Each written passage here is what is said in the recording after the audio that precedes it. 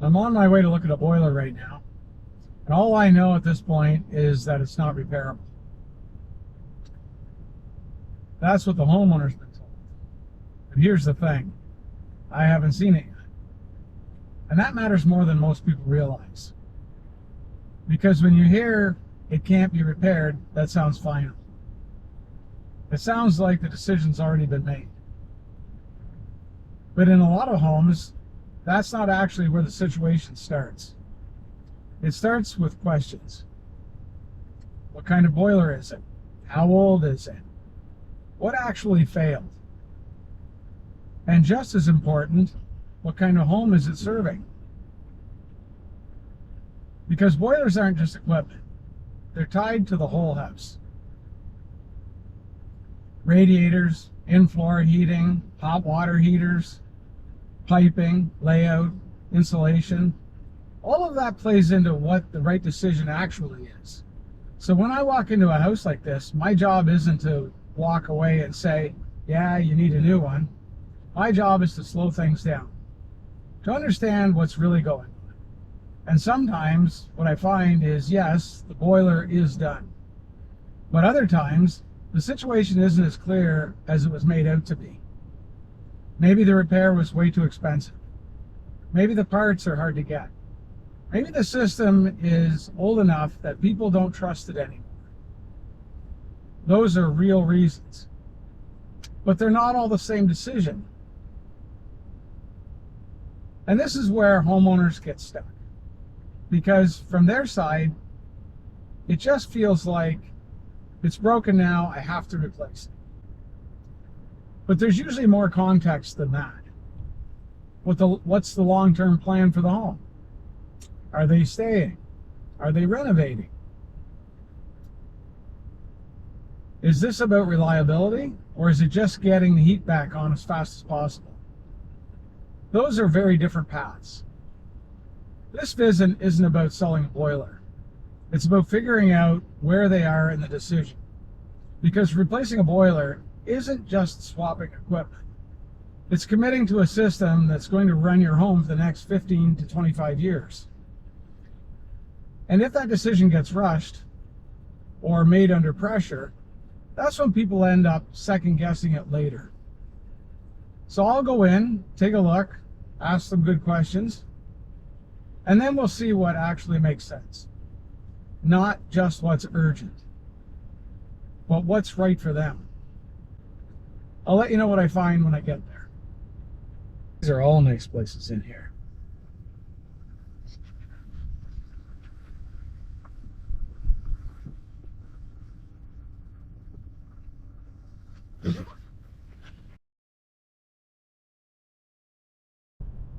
All right, I just finished up at Paul's house.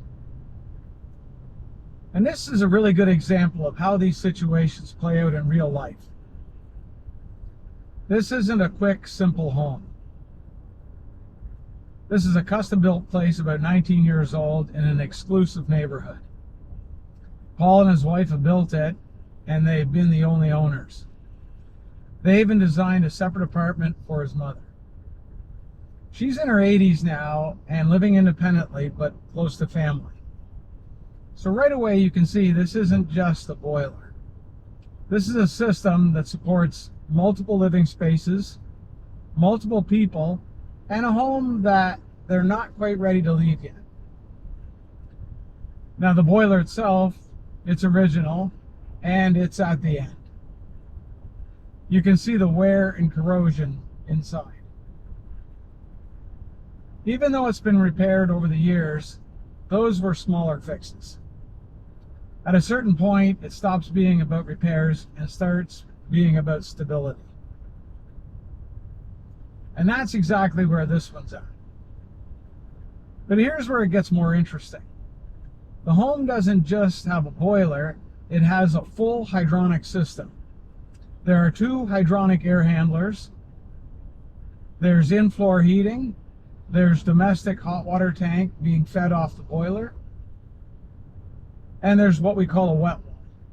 And that's where all of the pumps and control valves and everything managing the house are located right beside the boiler. So when you replace a boiler like this, you're not swapping just a piece of equipment. You're reconnecting and rebalancing the entire system. And that's where experience matters. Now there's one detail here that could change how the job gets done. The venting. When the house was built, they ran PVC venting up through the house and out through the roof. At the time, that was acceptable. But today, the building code requires a different standard. That's what's called 636 venting. It's the white pipe instead of the black ABS. The portion above the roof is white, but we don't know how far down that goes in the wall. But everything inside the home still needs to be investigated. So now the question becomes, do we follow the same path back through the house, which could mean opening up the walls? Or is there a cleaner way to reroute the venting and simplify the install? Paul was open to suggestions, and a different route, if we could find one, then he said that was okay with him. That's the part I need to confirm before putting together a final plan. Now the other side of this is the situation itself. Right now, Paul and his wife have no heat and no hot water.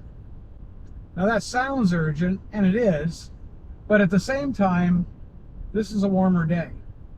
And they've got gas fireplaces both in the main house and the apartment. So they're not in a panic situation, and that matters. Because when you're not under immediate pressure, you can make better decisions. And that's what this really comes down to. This isn't just a failed boiler. This is a transition point. A system that's been running for almost 2 decades now needs to be replaced in a way that supports how they actually live today. Not just how the house was built back then. So my next step is to go back and talk to our technical team, look at the venting options, and build out a plan that makes sense for the system as a whole. Not just a box hanging on the wall. I don't have a conclusion for you at this time, but if we do anything interesting other than just reroute the venting, I'll do a follow-up on this. Thanks for watching. Stay comfortable, and please, stay tuned.